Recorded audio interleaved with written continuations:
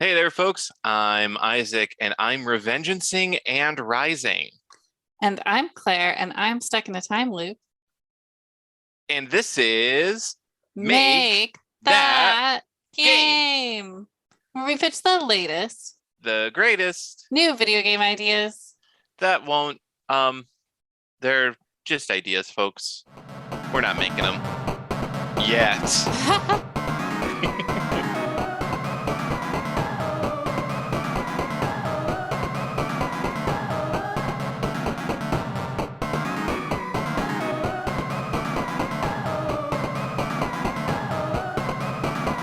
Alrighty. Well, Isaac, what have you been playing lately? Have you heard anything in the gaming news? What's going on out there? All right, well, since you specifically asked about gaming news, I will start with that. There is a new content update for No Man's Sky, Ooh. which as this podcast is actually now about my continued adventures with No Man's Sky, apparently, because every time it gets a big update, I get encouraged to play, and then I just don't play once I complete. I'm now doing so in No Man's Sky, they have these expeditions that come out with every big content update. And it's kind of like a set storyline. Like the normal No Man's Sky is like a sandboxy open world shenanigans nonsense. And I kind of got bored with that because I feel like I've done pretty much everything to do there. But then these expeditions come out and they showcase like the new update. And this is the freighter update. And the last one was like a combat update. So it was the one that had like the roguelike features where when you died, you would respawn and stuff. Freighters were really boring before, and so far, freighters are still pretty boring. Wow. Uh, Sounds so fun. it hasn't completely drawn me in, but I have that completionist brain worm where I'm like, but I do want to complete it because I've only got 6 weeks to complete it. Mm-hmm. Limited time, and it gives me some kind of reward.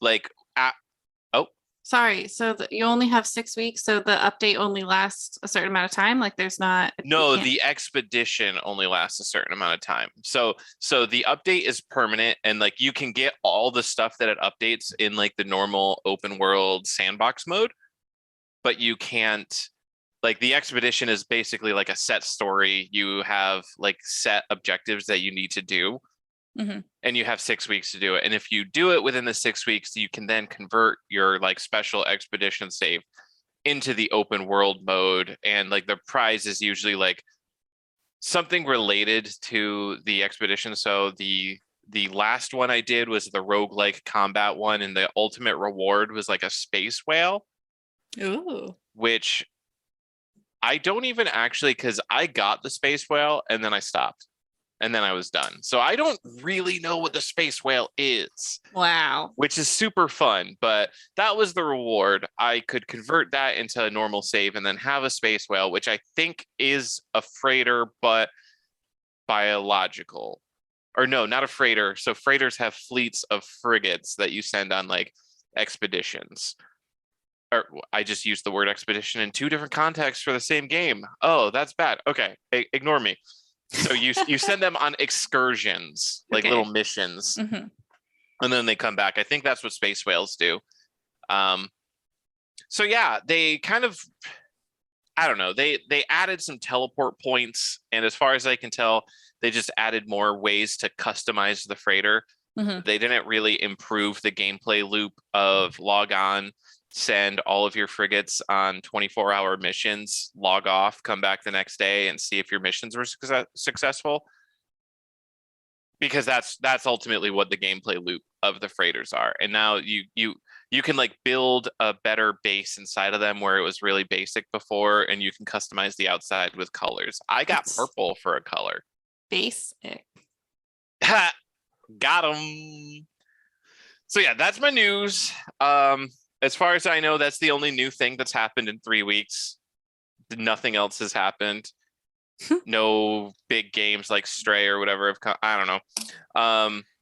What have I been playing, you ask? I have been playing Metal Gear. Well, besides No Man's Sky, I played a little bit of that last night, obviously. And then I played Metal Gear Rising Revengeance, which is almost a decade old at this point. So incredible that I'm just getting to it now. This is the game that I'm going to be honking and bonking. And yeah, just eagerly wait for that in the next 10, 15 minutes.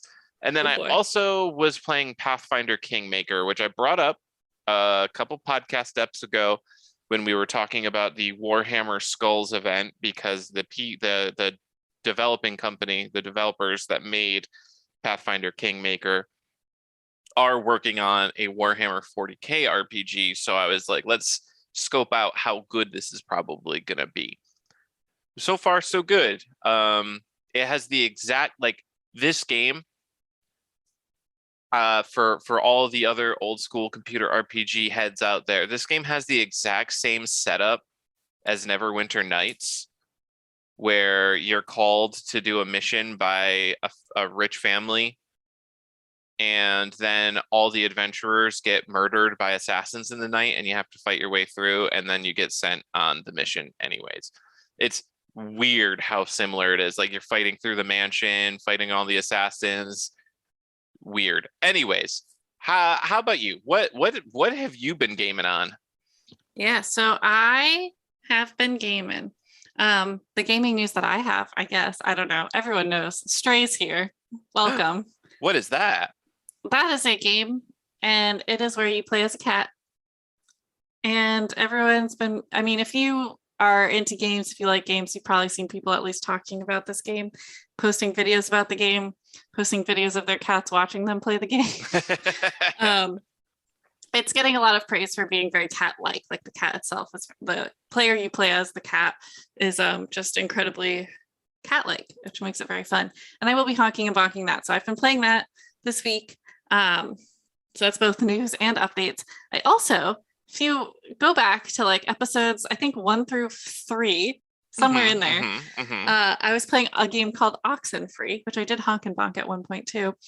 And I just stopped playing because, like, as tradition, I get sad that the game's going to be over, and I just stop, and then I don't finish. And I was like, I need to go through and finish these games. Actually, what happened was one of my friends was like, do you have recommendations for Switch games? And I'm like, you're talking to a professional gaming podcaster. Do I have Switch game recs? And she's like, yeah, mostly like cozier games. And I'm like, oh, Cozy get your is your middle notebook name. ready. Yeah. So I was going through the Switch games, and that's when I was like, dang, I really have to finish some of these games. Can you truly recommend them without having played them 100%? Yes, I was correct in my assessment that I was really close to the end of Oxenfree. Like, I finished it in like maybe 1.5 hours when I you picked it finished back up. eh? Oh, well, that's the thing. So, so much like, I think when I talked about Coffee Talk on here, so Coffee Talk was like a story, more like a click-through story game, but it also had an element of making drinks. And at the end of it, it had like this like, ooh, like special secret, like the end question mark. And I'm like, oh my God. But if you start over, it starts at the same thing. So basically you play it through all the way again, and I guess try to notice the differences or like notice different things. Which seemed like a lot of work. So I didn't do that with Coffee Talk, although I still could, obviously. And then this game did the same thing. This game. So it ends. You like watch the end like cutscene. And then the cutscene gets a little funky. It gets a little weird. I'm not going to like totally spoil it, but you know, like something's a little off with it. And then when you go to the regular screen again, it says continue timeline question mark. And I'm like, are you kidding me right now? Is this another situation? And It's Kirby, just like Kirby. I was gonna say Kirby did the same thing. You beat the big boss, and then it's like, or did you? Like, my dude, my guy, we need to start. It's like, it feels like this feels like the whole, like, the MCU movie, sit in the dark, wait for the end credits. Like, I don't think I like this. I'm okay with a false ending. Like for Oxenfree, let's say they do a cutscene, they make it seem like the end, but then the weird thing happens and you're like, and you're back in the game. That would make sense to me. But this basically says like, well, you did finish it technically, but like there's extra credit. like, do you want to play the extra credit? And then like, I'm like, I don't know. Is it going to be fun or is it going to be super repetitive? Like, I don't know what to expect. Is this important to the game? Or is it like just like sprinkles on top? Like with Kirby, I mean, there's an entire new, I mean, Kirby spoilers, I guess, but like there's a lot. Spoilers. I'll just say there was a lot after the credits, like a whole lot that I would be really sad if I'd missed. Which I could have missed because after the credits, it doesn't. You're like, Kirby, I'm done. Yeah, Kirby Goodbye. didn't even prompt you. Like you had to go back to Waddle Dee Town to know that there was anything. Once you were there, it was prompting you for the new stuff, but like the save screen didn't even prompt you for like, oh, there's something you could do. Whereas the other two games like Coffee Talk and Oxenfree do kind of tell you like, well, if you keep playing, there's going to be more stuff to do. Well, didn't to defend Kirby a little, the Kirby defender has logged on. Didn't the credits end with the boss like floating in an orb and being like, oh yeah, to be continued? Yeah, but I could totally see myself, especially as a newer gamer who hasn't really experienced these false endings until apparently all at once. Yeah, no, you've just been hitting them one by one. I could see thinking that as like a teaser to another game. Oh, that's fair. Especially, yeah, if you are not super familiar with Kirby and its style and how like every game is like completely it's not really like a Kirby 1, Kirby 2. And like I get that game. now, and obviously if I saw that on another Kirby game, I'd know what to do. But that being my first one, like that, I would have been like, oh well, can't wait for the next game. Guess that's going to be the villain in the next game, just like a movie. Yeah. Whereas like, at least Oxenfree and Coffee Talk made it obvious that like there's, woo, like what will happen? I don't know. Anyway, this is like a longer like discussion on like game design, I guess, but that's what this is for. But it bothers me a little bit, especially as someone who doesn't love, like I don't love repeating things just in my life. And I feel like gaming has actually helped with that because you do have to repeat things over and over to actually accomplish tasks usually. And I also don't love like not knowing what to expect, or it's like these games I've already played, but like, is it going to be exactly the same? Well, especially with Coffee Talk, because that one, like I did restart it because I wanted to see if it was different. And it literally starts the exact same way, like exact same everything. And so I'm like, well, will it actually be different? Or do they just want me to replay it so I can notice the things that they want me to notice? Or like, but Oxenfree though, I am going to play again, quote unquote, because I actually was really dissatisfied with the end. Like it felt very empty. I was like, kind of like surprised that was the end. Even though I thought that I could like feel the end was coming, but then like when it happened, I was like, wait, that's it. And that's so, right. So it's like, it does feel like the game is not over. Like it feels like there's more to do. I'm just kind of confused that they, like I said, that they set it up that way, like had like the credits roll and all that stuff versus just putting you back in the game.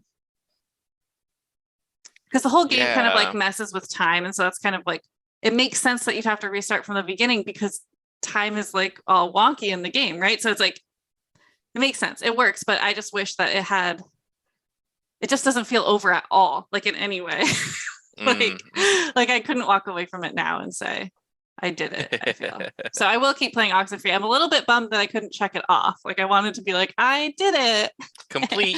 I wanted to come to podcast and say, I finally finished another game. But I did not. I did not. But anyway, so that's what I've been up to is lamenting that, but playing Oxenfree and remembering how awesome it is. And also, I do want to say what my last note is. I cannot wait this long to finish games because then you forget the story, you forget like all the controls. I have to like relearn the game, but I'm at the climax and I'm like, wait, I don't remember how this works. That's the best way to do it. And like, that's going to be me when I finally pick up Persona 5 again. Although at this point, so here's the problem with Persona 5. They've released like a remake / expanded edition of it. So it's like, should I even continue playing or should I just play the like remade expanded version? Why would you do this to me? Yeah, that's rough. Yeah, that's rough, buddy. That's rough, buddy. All right. Well, you said you had a game to honk and bonks. I'd love to hear what those honks and or bonks are going to be. Yeah, so I am honking and bonking Metal Gear Rising: Revengeance by Platinum Games, published by Konami. And if you're at all familiar with Metal Gear games, they're silly, they're wacky, they're weird, they're spy drama, they're all kinds of stuff. This is a 3D action game where the gimmick is that you can cut things into tiny little pieces. So you have an enemy, you flip them up into the air, and then you can go into like a slow mode, and then you can line up all your cuts and slash in specific directions, and you can make them into tiny little triangles. You can julienne them. You can walk up to a watermelon and chop it into slices, and then slice it in half, and all kinds of stuff like that. So that's the big gimmick. This is just like pretty much everything is choppable, Oh, which is okay. a cool concept that I think Uh-huh. that people need to do more. So into the honks and bonks. Navigating levels is super straightforward. For the most part, they are like a straight line, and you just hold down ninja mode. So there's like a ninja mode button. Like this part weirded me out because I played the tutorial because I was like, this is probably going to be complicated with all the cutty and choppy and stuff. And it feels like they at some point had just made the action game with all the choppy and cutty, and then somebody was playing it, and they were like, "Oh wow, we didn't work on the movement at all. Like these like platforming parts are pretty janky." Mhm. And they were like, we'll just make it so you hold down a button and it automatically does all that for you." So Okay. like the tutorial is literally like you can jump on these platforms to get across this gap, or you can hold down the button and run forward and it'll automatically do it for you faster. And it's like, okay, why is the first option there? What's Why does that what's up with exist? that? Why did you do that? But hey, there it is. Yeah, but I will say that it's a honk that they have bypassed the, because I will say that the controls like just moving around are kind of clunky a lot of the time. So I like that I can just enter ninja mode and press straight forward and it'll take me through the level, and every once in a while there will be like a gate or something and then you just slice it into little pieces and run through it while you're running. That's pretty cool. A lot of things that you do in this game are pretty cool. Like my next honk is that you have this way to pretty easily fully heal yourself, and all it takes is like you beat up an enemy, and then you can like go into the slow-mo mode, and it'll show like a square, and if you just do a cut across that square and then press a button, you'll this is kind of graphic, but rip like their cyborg spine out and then smash it, and that fully heals you. And it's got a very cool rhythm to it. Like it feels nice to do it. Like it's basically just mash X button a whole lot to do a bunch of attacks, and then you're like, okay, the enemy's close to death. Go into the slow-mo mode, see the box. You use one of the control sticks to actually slash, like just flicking the control stick will slash in that orientation. Mhm. You slash across the box, you press the B button, you rip it out. It feels, I don't know, even though you're interacting with a controller, like you really get the vibe. It's very tactile, I guess. That's It good. sort of immerses you, and then it fully heals you too. So you have this, as long as there's enemies, you basically have this constant supply of free healing. And I like it when action games are just like, yeah, you're at full health all the time. All you have to like you interact in a very basic way with this game and you're at full life. Boom. Love it. Keeps me going, keeps me running through the level. Um bonk, bonk time. And I know that sounds like only two honks, which it was only two It's honks, okay. We but don't have an official honk number. It's more of a guideline. yeah. Uh bonk. I don't understand how pairing works. This game has a pairing system, and the tutorial, like, it's like pairing's really important, and they make the tutorial enemy like parry very easy compared to every other enemy in the game. And it seems easy. It's like press forward and perform a light attack when an enemy attacks you, and like they even have like this glint that happens when you're Mhm. supposed to like parry them. And I don't know, I've never actually successfully parried in the game as far as I can tell. I don't know if it's working. They do say not every attack is parryable. And I don't know if that means not every attack with the red, like, does every attack have the red glint? I don't know. I've never successfully parried Oh anything. no. Even in the It- tutorial or Like in the tutorial, I did, but yeah. like they made it especially super easy compared to like actually in game. And I don't know what I'm doing wrong.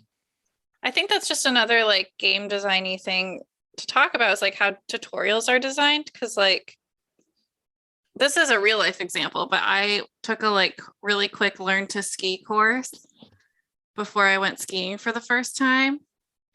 And they did not fully the hill was too easy. It did not fully Oh, prepare yep. me for what actual skiing was like. And I ended up like flying down a mountain and having to be like slowly taken back by like the ski patrol.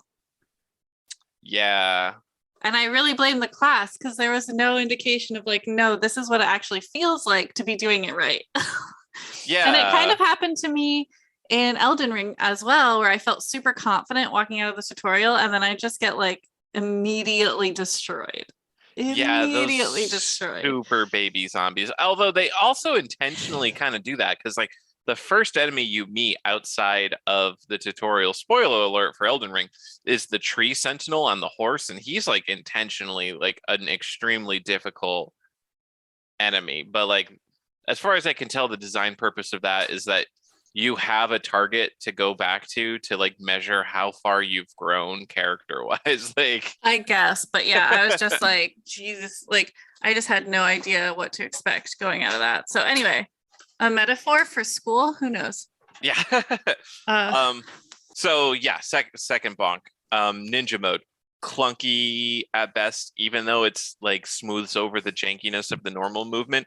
If you're not running directly forward, it gets real weird. There was this one sequence where I had to basically run straight like along a ledge and then jump onto a staircase across a little gap or jump up some crates onto the staircase, but there was like a little chunk missing from the staircase that I would hit every single time and like fall through. Whereas in other situations, in that same exact like kind of situation, close enough to the geometry there, like the character would just grab onto it with their hands and automatically flip their way up like a cool ninja guy.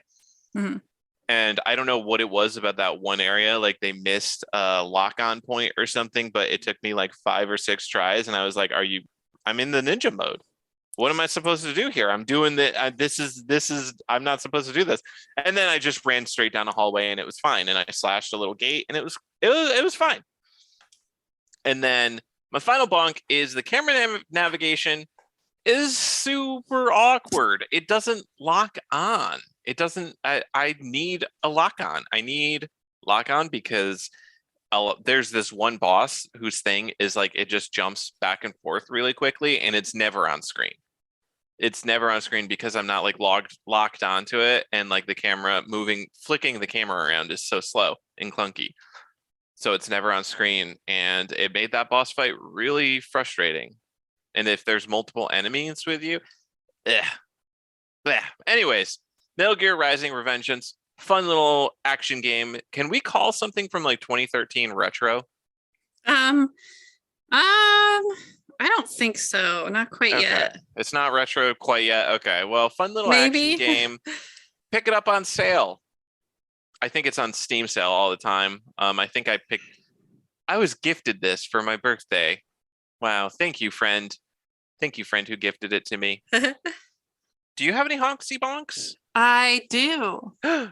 Yeah, so I'm gonna honk and bonk Stray, the cat game. The one that everybody's talking The one about that everybody's I pretended talking about. Well, that I didn't hear of. we have to talk about it too because we are, we have to be on the cutting edge of gaming news. Yeah, that's exactly what we are. Yeah, so we got Stray pretty fast. We're playing it on PS4. I say I'm the only one who's played it so far. I have not yet. No, I've been too busy. It is really good. 6 weeks. It is a really good game. It really is. So the honks, I mean, like everyone has said. Wait, who's the developer? I don't know. Oh. Did you say yours? Yeah, Platinum Games. I always forget to do this. I always link them though. Remember, linked in the show notes, people. All right, Blue 12 Studio. Okay, thank you. Thank you. Yeah, Blue 12 Studio. So I was actually shocked to find out that this is considered an indie game because it was so well publicized, and also it's just so intricate and like detailed, and like I don't know, it just seems like there's money behind it. But then I have to remember that that doesn't mean it's not indie. Like I think my example when Isaac told me that, I was like, oh well, I guess Midsommar is considered an indie film. Where like Yeah, there can be big budget indie. exactly. So it does like, so my first honk, which I feel like is a honk for almost every game I like, is it's just like, it looks great. Like it does. So the world is really intricate. Like I said, there's lots to explore and there's a lot of detail to look at. It's like really well built, and just super rich in that detail. So it doesn't feel like you would ever hit the end of the world, I guess. Like, I think you would if you actually found areas you couldn't go, but it feels like I could go literally anywhere and that this world is infinite, which I think is a pretty good feat for this kind of game to like not have the like quintessential like Life is Strange, like, oh, can't walk that far. We really have to focus on those train tracks. Like, yeah. whatever is going on. So that's definitely like the design of it is so good. And the cats are so realistic. Like to the point where I wasn't sure if I could play this game because of putting the cat in danger. And I was like, I mean, I almost cried at like the first cutscene because it was so real. Hmm. And Isaac told me that there's a mod out there that you can like make it look like your own cat. And I was like, absolutely not. The only way I'm making it through is because this is a cat I don't actually know, even though I deeply care about this cat now. So it's just like, oh man. So I love, and then obviously, like to that point, what everyone's saying is the cat is just this, the person who designed this, the people who designed this, they know cats. They know cats. You knock things down. The cat does that little like paw thing, like boop, boop, boop, boop, boop. Oh, it's knocked over. You can scratch things and you don't just like press a button to scratch. You like actually use the LR. Oh, so I can always do that. The R1, L1 buttons. I think like, it's R2, L2. Okay. To just like scratch back and forth. So like you're physically scratching it. I don't know. That was just a little detail that I thought was really nice. Would you say it's tactile? Yeah, it's very tactile. You know, you can like nap, you can meow. There's been lots of jokes of like push circle to meow, which is great. And then the final honk I have, and we know I love a good hint system. I love me a good hint system. So honk to meow isn't just honk to meow. Press to meow isn't just for fun. In some cases, it will also like cause different lights or things to like flicker or shine in a room or an environment. So it can kind of give you like a little guide of like where you're going next or like what you should focus on. This doesn't work all the time, but it sometimes will, which I think is nice. It's like a very subtle hint. And then you also eventually you'll get like a little robot companion, and the robot companion will give you hints as well. And I think they're pretty well balanced hints that like remind you of the task and give you like a general location without being like super overbearing. So I love a game that has a hint system within it, so I don't just feel stuck if I am stuck. And you don't like it when they're like, take 20 steps north, press the B button. Right. And I mean, I would say sometimes I like that. I liked, because I loved how Chicory did it, because you could choose if you want that or not. Because sometimes I do. Sometimes I am so frustrated that I just want you to like show me where I need to go, because I'm lost. And that's really helpful. But I like the choice. So if you're not going to give me the choice, I'd prefer the like more general, like, oh, well, we should really be looking for this. I heard that over there. You can really see this. And I'm like, okay, thanks. So it's a really nice like hint system too. All right, now for the bonks. Sadly, there are some. My first bonk is that, and you'll notice I didn't talk too much about the world or like the tasks or like what we're doing. It's because it took a while to get there. I don't know how long exactly I've been playing the game, not super long, maybe like 2 or 3 hours. I don't know a lot about this world or like what I'm doing. I mean, the goal is to get back to where I came from, basically. So like quote unquote Okay. outside. I don't want to give too Yeah. many spoilers to like the actual story, but then again, I feel like I can't give that many because I don't know what the heck's going on. Maybe it's just because you're a cat and cats don't really know what's going on most of the time. No brain cells, but I do feel a little bit lost in the sense that like then the more I play, obviously the more I'm learning. So it's fine. It just felt like it started pretty slow. Um, to the point where like in the early parts, I was like, what am I doing? Like I didn't even have an objective. I was literally just walking. Oh, well, I mean, the objective is always get to the top, right? What do you mean? Like get outside because you fell into a pit. So I assume that Yeah. I mean, yeah, the inherent objective is just get to the top. yeah, but like for a while it was literally just walking with like no Oh, I mean like yes, the goal was to get out, but like there was no like clear there were no like steps that process. But now we're getting there, so that's fine. Um and then the biggest and really like the most critical bonk that I have is that it makes me so nauseous. Like I honestly I love this game and I want to play this game so much and I feel so sick within like 15 minutes of playing this game.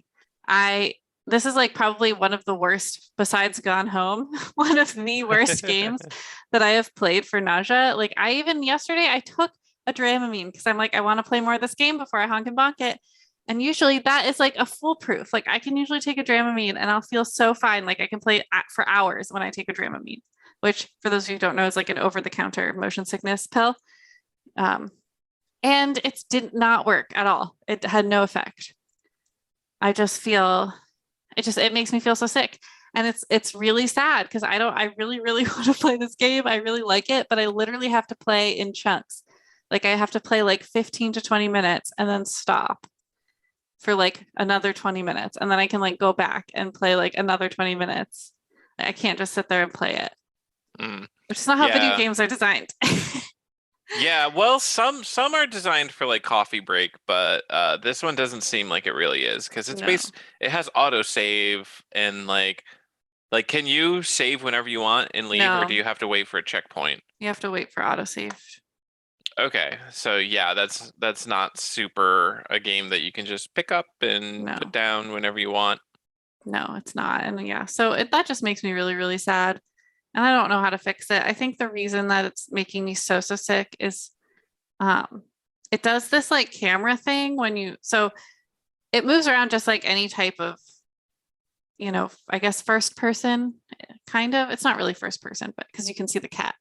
Yeah, so it's like over Life the is shoulder, Strange. third Yeah, person, over the sort shoulder. of. It's like Life is Strange where you can like see your character and you're like making them walk and move, whatever. But unlike Life is Strange, when you like, so say I'm like in a small area and then I like walk into a larger one, the camera like slowly zooms out a little. And like almost every time I turn, it does that like slow zoom out. And that's what gets you. I think so. I'm not 100% sure, but because that's different from other games, and because it happens so much, because I'm turning around a lot to like try to look for things, I also think it doesn't help that because I am playing as a cat, I'm very small. So like my like field of vision is low. And I think that for some reason is like freaking me out. We got to get you those glasses. Yeah. Well, so what we're gonna try, we saw because they've been going viral online is those motion sick glasses people are getting on Amazon that are like the big circles with like colored liquid in it. I don't know if anyone's seen those, but I saw someone playing video games with them on, and I always thought they'd only work for literal motion sickness because the idea is that something to do with like the way the liquid moves helps you. Okay. That's like Seems that's like interesting. the theory behind why they work. But I think it's worth just at least the laugh of me wearing them and trying to play video games. Like, let's see if they work, right? Live stream it. Live stream, yes. The only downside to that is that so I wear glasses and I have contacts, but I wear them very rarely. And so I'd probably have to wear contacts with these because putting glasses over my glasses is not gonna work very well or be very comfortable. So that's like the only downside is I really would have to like pre-prep for this game. Maybe if I combine like Dramamine, contacts, motion sick glasses, ginger ale, like, and then I can just game for hours. We'll see. But that was a big bummer. So other than that, though, it's, I mean, obviously it's worth the nausea because I keep going back, but That's a mark of a quality game. yeah. So that's my honk and bonk. So Isaac, now that we've honked and bonked some games and thought a little about game design, did you design a game to talk about today? I actually did. I've got a pitch for you. Wow.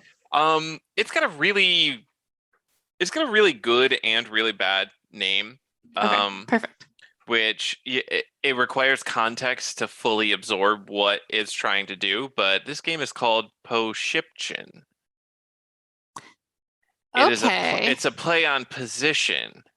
Okay. Because it's a turn-based tactical RPG where the real way to win is you have to sail all of the ships. Sorry, say that again. A turn-based tactical RPG where the real way to win is you sail all of the ships. Okay. All right. Yeah. So for the listeners out there, if you've ever played Fire Emblem, it's that, but with like the romance/relationship building portion of the game turned up to 11 and made really the primary part. You can play it the normal boring way where you just play through the levels, you fight, you level up, etc., etc.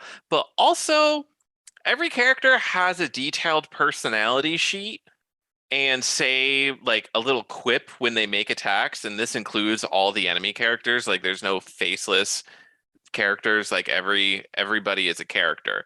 And as you like interact with enemies either through fighting or just positioning correctly, you can unlock enemy personality sheets as well. So you can ship your own characters and enemy characters, and you can sail the ship instead of like doing battle with them, right? Oh, wow. Okay. Yeah.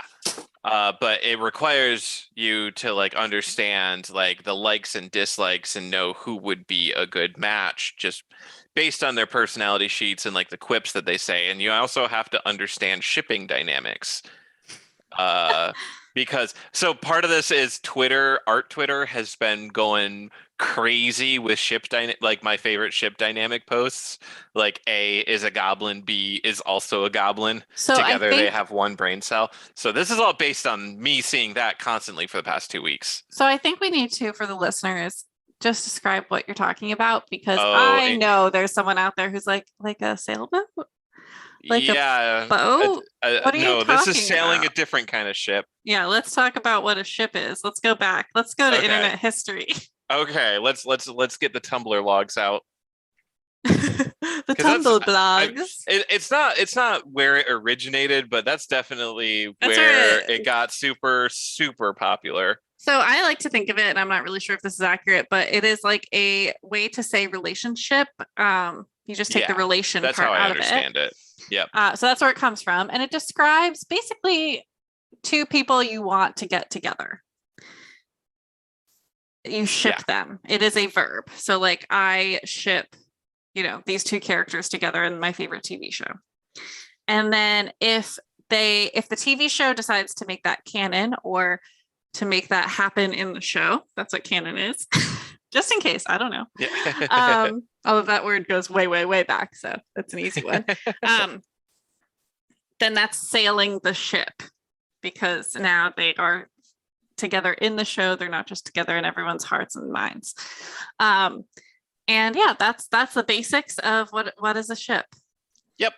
And that's what this game all revolves around. So a lot of it is about the positioning, because, even if you're trying to play it through this dynamic, the enemies still think that this is a game where they're supposed to battle you.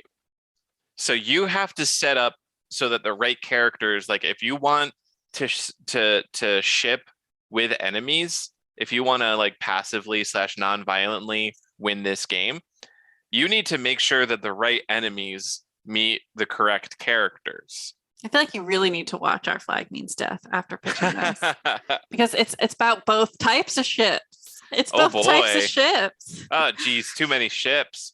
But yeah, so like the enemies think that they're fighting you, so they'll be actually attacking you, but you're like, okay, I think that this character, based on their quip, this enemy would really get along with this character. Like they could have like a enemies to lovers thing going on, and then you position it so like the enemy is going to fight them, and then they share their quips, and then they're like, wait, hold on, are we flirting? Is this happening? And then, enemy might get flustered and leave. It might take multiple recurring battles to get the ship to sail, but like you can defeat them on a level. It's just like any recurring enemy, like you defeat them, but they escape and run away, and then they come back later. But you truly defeat them when you sail the ship, or you beat them in the level that they're meant to be beaten when you're playing it the normal, boring way. But yeah, that's basically all it is. You either fight normal or you position your characters in such a way. It's like, and also when you put two characters next to each other, they like hang out, like of two friendly characters. So like you can sail ships within your own teams, and while everybody else is like fighting, you just have two of your team members just like flirting with each other in the back, and they're like, oh wait, is there a battle? Is there a battle going on? Wow. But yeah, that's Poeshiption. Poeshiption. I like it. I think it's super fun. I'm not fully convinced on the name, I will say. Yeah, we'll workshop that. Workshop it. Yeah. I'm actually going to start making this game using Strategy Game Maker. No, I'm not. Don't take this as a serious comment. Oh man, I just realized that we're not supposed to make games on this, but there is a strategy game maker on Steam, which would really, I think it has the capabilities of making this. So hey, somebody download. TM, you make that game. Yeah, yeah, no, the first make that game released game from SRPG Studio. That's the name of the app on Steam. I figured. I followed that. All right. So are you going to pitch to me? No. I did not come up with a game idea. However, I have an idea for games. Okay. Just a little different. I think we need a nausea sensitivity player to play test games in game world, because I know there's playtesters, and I actually don't know much about that world, but I'm assuming that people who playtest games probably know about gaming. Like they're probably like generally good at it, or at least like it a lot. And I think those are not the people who get nauseous when they play games. That's fair. And I think there should be a group of like very prone to motion sick people who play games before they go out as part of the design process, and let people know how nauseous they make them. Yeah, like an accessibility tester. Because basically, this is really big, especially in indie games. I know indie games are like AAA games don't seem to be going down this path for some reason. Like not a lot of big games have accessibility. But I'm gonna say Ikenfell. I think I've talked about it on the podcast before. It is a really good, also like little tactical RPG on the Switch and I think PC. They did have a sensitivity reader. I remember the developer tweeting, at least I hope I'm not mixing it up with another one. That's okay. But they had a sensitivity reader, and they also have notably amazing accessibility options. In my opinion. Yeah, I guess in a game it'd be a sensitivity player, but yes, yeah. But yeah, there's a lot of like ways you can like do these checks, and I just have never heard of like, does it make someone nauseous then? Yeah. I think that would be good. I don't know how, like, that would be such a specialty role. I definitely don't see AAA studios picking that up unless like every indie developer starts doing it and there's like pressure from the gaming community to do it. But I could see like indie studios, especially with people who have motion sickness or know people who do, like going through the effort of doing that. And that's what's good about indie studios is they tend to be from different, or not, like they're not made by committee. Usually they're not like corporate entities. They're more in tune with the actual goings-ons of human lives instead of just selling to the common denominator. Like enough people will not be sensitive that we don't have to worry about this, or they don't even think about it because they're not used to people having these issues. Right. Well, because the people who play and design games like this don't have those issues. Like you wouldn't design Stray the way it's designed if you had these issues, because you wouldn't be able to design it. You know what I mean? Like you just wouldn't be able to do it. And I think I'm really surprised that Stray does not have more options as far like graphical options. oh yeah, because we looked at those to see if I could fix anything to help. Yeah. Well, we'll see if we lowered the motion blur like pretty much to 0, and we'll see if I had to already stop because I was feeling sick at that point, but we'll see, maybe that will help long term. But yeah, I just think that would be a cool role to have, and like hire me if you want. But the also because it's like the snowball of the barrier to entry for a lot of people to gaming. So it's like if you didn't start early, you might not have as good of abilities. I know women in general are more prone to motion sickness. So that's just like another barrier to entry. So it's like, oh, well, you're discouraged from gaming as like a little girl because it's not what little girls do. And then you get to be an adult and you can't game because you want to throw up every time you play a game. Like it's just a whole thing. And so it's like, and not to say like anyone of any gender obviously can get motion sick. And there is a wide range within that too. Like I am incredibly susceptible to it compared to pretty much everyone else I know. So, but yeah, anyway, that's just what I was thinking. It'd be cool to have like nausea ratings, like figure out a way, like what is the way? I don't know what the solution is, but how do we make games less motion sicky? Yeah. I don't know.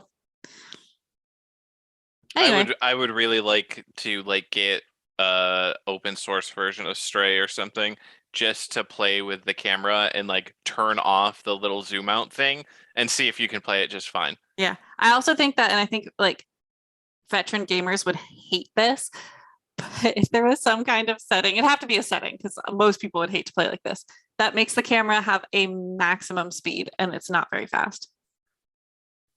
Oh, that would be an interesting accessibility option. Because I think that would actually help a lot. Because if it could go slower, because I can kind of make it go slower, but then it can get jerky, and it's like, yeah, I think that would be cool too. Anyway, these are just some ideas. Yeah. Speaking of ideas, are you ready for the rapid fire round? I'm always ready for the rapid fire round. It's the best one. I'm getting ready. I should have got the stopwatch out first. You weren't even ready. Wow. Yeah. Wow. I'm ready. Why don't you explain, as you often do, the rapid fire round? So the rapid fire round is when we generate 3 random words live on air. So we didn't see these words beforehand. And we have to make a game based on those 3 words in only 5 minutes. And we need to come up with all the little components to a game, including a name. Very important. We can stretch the meaning of the word slightly. That's okay. We can stretch it more than slightly, and that's still all right. But we will be using every single word. Are you ready for our first 3 words? I am. I was born. Wait, for some reason it reset to 20 minutes again. Okay, I am ready now. Minimum. Minimum. Veil. Veil. Unit. Unit. Veil, V-A-L-E or V-A-E-I-L? V-E-I-L, like what you'd wear over your face. Minimal veil unit. Minimum. Minimum veil unit. Minimum veil unit. Okay. All right. You are a banshee teacher who has to pass, all of her students have to pass ghost school classes. Nope, I don't know what the gameplay of being a teacher would be. A banshee teacher that has to. Okay.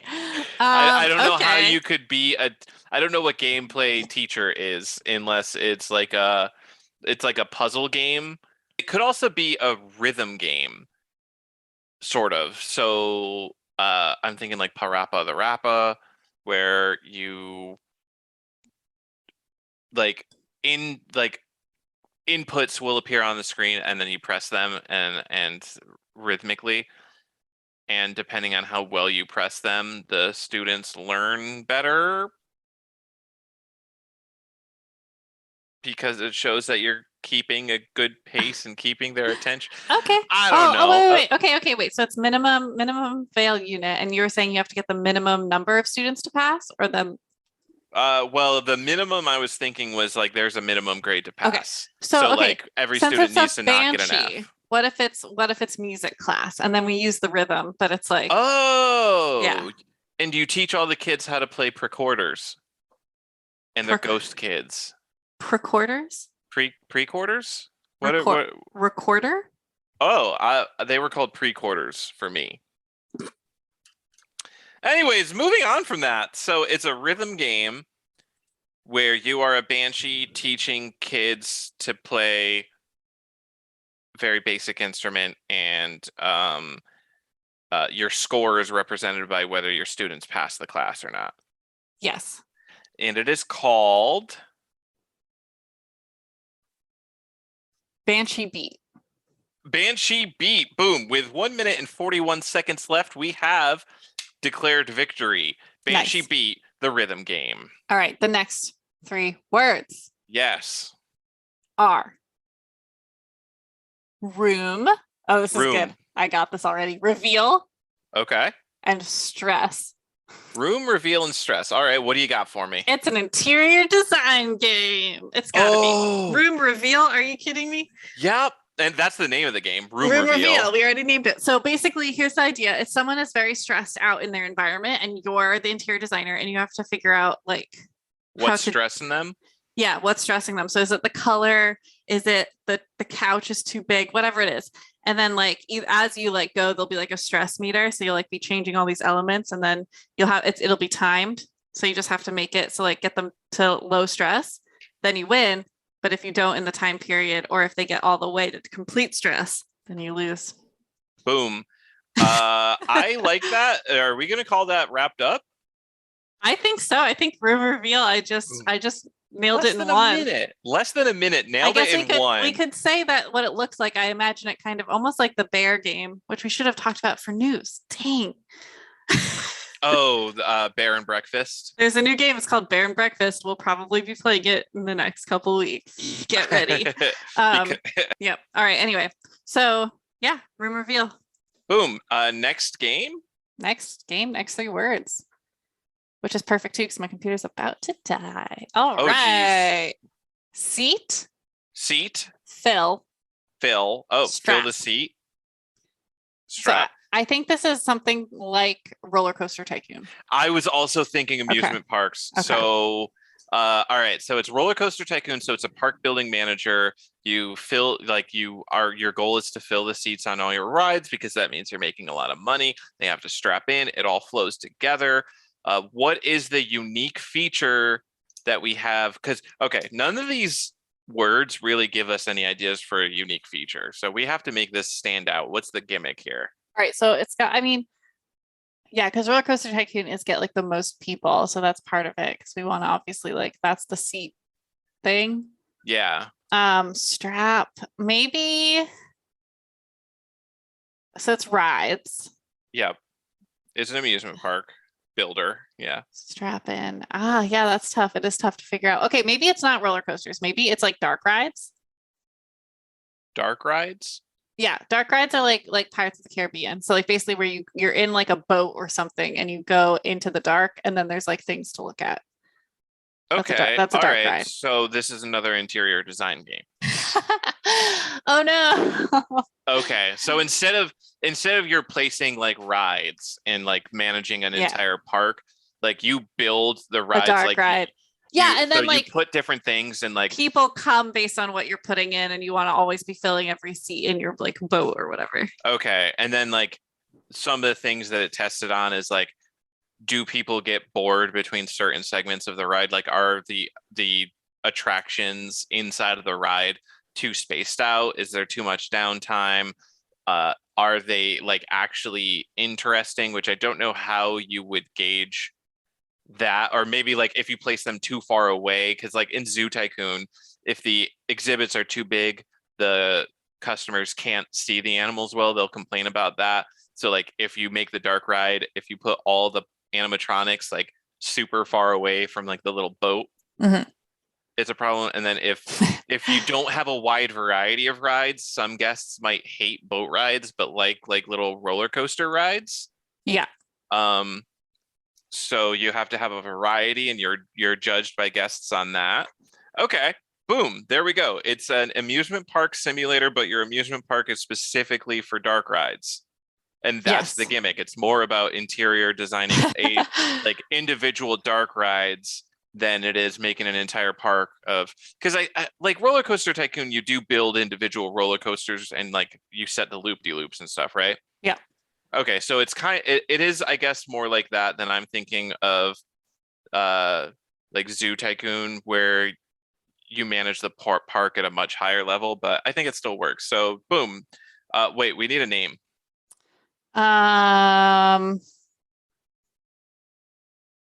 It's a small ride.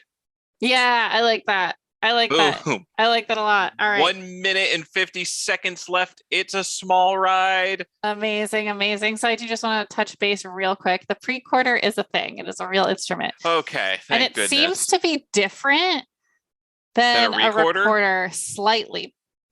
It's specifically designed for children, and it's specifically designed for learning, or something called pre-band, which is like a whole collection of wind instruments, including flutones. What else? Song flutes. Anyway, Tanette, I just wanted to say that like to validate that's insane. A real thing. I can't really find exactly how they differ from recorders, because like my recorder was also plastic. This is like, oh well, it's plastic, and it's like, okay, but so was mine, but mine was a quote unquote recorder and yours was a pre-quarter, so I don't know. But anyway, that's our show. Thank you for listening. Go learn the recorder if you haven't already. And you can find us on social media. We're at that. Nope, we're not. We're at Make That Game Pod on Instagram, TikTok, and Twitter. We are also, if you want to email us, you can email us at makethatgamepodcast@gmail.com. And you can find us on Anchor. You can find us on Spotify. You can find us on Apple Podcasts. You can give us a review on Spotify or Apple Podcasts. That'd be like the coolest thing ever. And, if you heard a game today that you're like, I want this, I need this, you actually got to make it. So we encourage you to go out there and make that game. Boom. 1 minute and 45 seconds left on that meeting. Nailed it.